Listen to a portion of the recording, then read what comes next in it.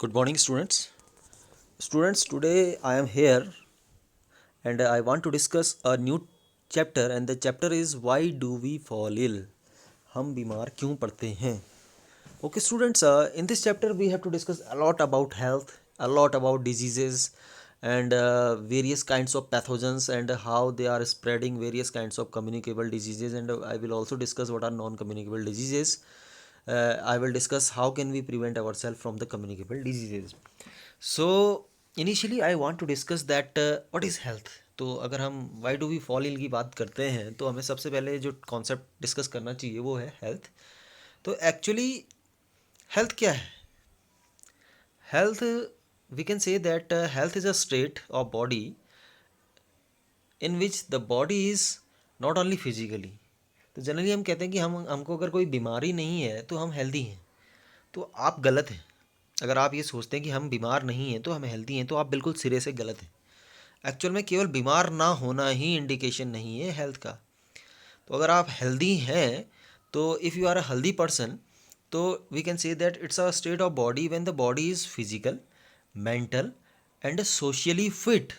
ठीक है, आपकी बॉडी ना केवल फिजिकल, साथ में मेंटल भी फिट होना ज़रूरी है. यानी ये नहीं कि एक हेल्दी पर्सन है और दिमागी तौर पे थोड़ा सा पैदल है, तो we can't say that he is healthy boy.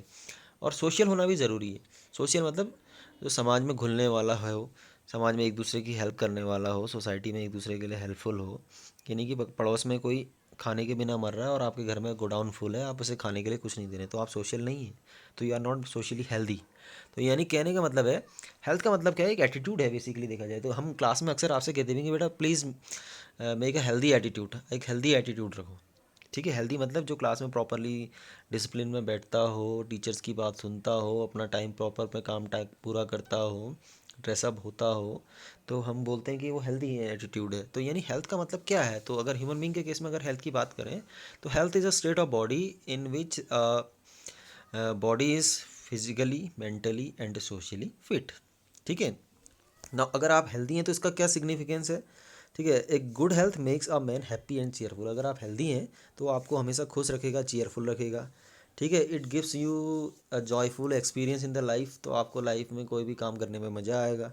ठीक है, और इसके अलावा if you are healthy definitely health will increases the efficiency for doing work. तो अगर आप डे टू डे वर्क कर रहे हैं तो उस वर्क में भी आपकी इफ़िशियंसी लेके आएगा. आप जो भी काम करेंगे बड़े सुंदर ढंग से, बड़े अच्छे ढंग से काम करेंगे. ठीक है. नाउ हेल्थ जो हो सकती है अगर हम डिस्कस करें ह्यूमन बींग्स के केस में, तो एक पर्सनल हेल्थ हो सकती है, एक कम्युनिटी हेल्थ हो सकती है. Now what is personal health? अगर हम किसी इंडिविजुअल के बारे में बात कर रहे हैं देन इट्स पर्सनल हेल्थ. ठीक है, it is the state of physical, mental and social wellbeing of an individual. अगर किसी एक इंडिविजुअल आदमी की बात कर रहे हैं तो we can say that it's a state of physical, mental and social being of an individual. Personal health की बात. अगर कम्युनिटी, कम्युनिटी का मतलब क्या होता है?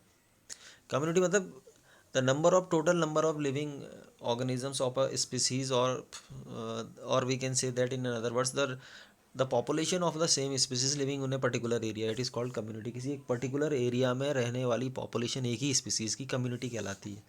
ठीक है, तो अगर आप कम्युनिटी हेल्थ की बात करते हैं तो it is the maintenance, protection, improvement और overall wellbeing of the health of the whole community. यानी किसी पर्टिकुलर एरिया में रहने वाली जो टोटल पॉपुलेशन है उस टोटल पॉपुलेशन की वेलबींग की बात कर रहे हैं. वो वेलबींग कैसे होगी? कि वो प्रोटेक्टेड होगी, वो पूरी की पूरी कम्युनिटी. ठीक है, वेल मेंटेन्ड होगी, वेल हाइजीनिक होगी. ठीक है, तो उसको कम्युनिटी हेल्थ बोलते हैं. अगर आपसे कहा जाए कि you suppose I am giving you a task and I am asking you to maintain the health of the community, तो आप क्या क्या करेंगे? तो कम्युनिटी हेल्थ को मेंटेन करने के लिए सबसे पहले आपको क्या करना होगा? Maintaining proper sanitation of the environment. तो आपको जिस इन्वायरमेंट में कम्युनिटी रह रही है उसको प्रॉपर सैनिटेशन आपको प्रोवाइड करना होगा. कैसे दे सकते हैं? Clean drinking and safe drinking water दे करके. ठीक है, प्रॉपर सीवेज ट्रीटमेंट करके, रेन वाटर का डिस्पोजल करके. ठीक है, गार्बेज का डिस्पोजल करके, और एंटी पॉल्यूटेंट पॉल्यूशन लॉस को आप क्या करोगे? एम्पावर करोगे, और उसकी वजह से आप पॉल्यूशन फ्री इंडिया बनाओगे, पॉल्यूशन फ्री कम्युनिटी बनाओगे. स्वच्छ भारत अभियान आपका इसी के अंदर आता है. देखिए, तो पहला आपका है maintaining proper sanitation of environment. ठीक है, दूसरा इसके अंदर आता है providing proper facilities for prevention and control of diseases. अब आपको हॉस्पिटल्स को इस्टेब्लिश करना होगा. ठीक है, आपको उन हॉस्पिटल्स को वेल इक्विप्ड रखना होगा. ठीक है, जहाँ पर डिजीज़ डायग्नोस हो सकती हैं और डिजीज़ का ट्रीटमेंट हो सकता है. ठीक है। इसके अलावा प्रॉपरली आपको वहाँ पर जाके वैक्सीनेशन के लिए जाना होगा। एंड जो आपकी म्यूनसिपैलिटी है, it should have to go for the fumigation करके जो केमिकल्स वगैरह को स्प्रे करना होगा, और जिससे कि जर्म्स वगैरह मारे जा सकें। सेकंड था आपका providing proper facilities for prevention and control of diseases. Third है आपका प्रोवाइडिंग हेल्थ एजुकेशन। अब आपको यहाँ पर मैं हेल्थ के बारे में बता रहा हूँ, what is the main motto behind it. If I will speak about health, तो definitely you will learn something, you will discuss with your parents, you will discuss with your friends, or you will discuss with your neighbors or your juniors। ठीक है। तो आपको disease के बारे में काफ़ी कुछ चीज़ें पता चल जाएंगी। तो आप लोग प्रिवेंशन, जैसे आजकल कोरोना चल रहा है, now you know very well that how corona spreads, तो आप प्रिवेंशन ले रहे हैं ना। ठीक है, क्योंकि आपको कोरोना के बारे में एजुकेशन बार बार टीवी के मीडियम से, सोशल मीडिया के मीडियम से, या न्यूज़पेपर्स के मीडियम से आपके पास पहुंच रही है ना। आपको हेल्थ की एजुकेशन मिल रही है, तो आप कैसे खुद को प्रोटेक्ट कर सकते हैं, प्रिवेंट कर सकते हैं इन कम्युनिकेबल डिजीज़ से, ये सारी चीज़ें इधर पे बताई जाती हैं। और इसके अलावा establishment of health care services.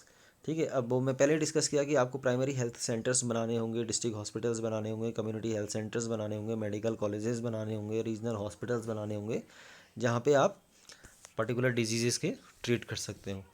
ठीक है। Last, providing maternity and child care centres. तो बेटा इंडिया में सबसे ज़्यादा जो मोर्टालिटी है, मोर्टालिटी का मतलब होता है मरने का रेट, वो आज से 50 साल पहले अगर हम देखेंगे तो वो ड्यूरिंग प्रेगनेंसी हुआ करता था, यानी चाइल्ड मोर्टालिटी और मदर मोर्टालिटी रेट काफ़ी ज़्यादा था।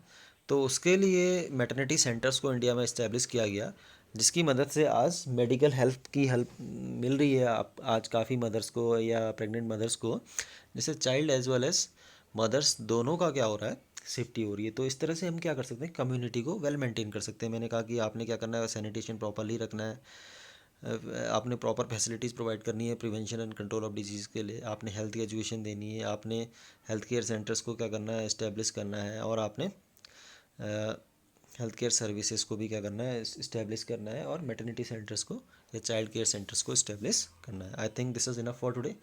Tomorrow once again I will meet you with a new video where I will discuss about disease and what are the various types of diseases. Till then, thank you and bye bye.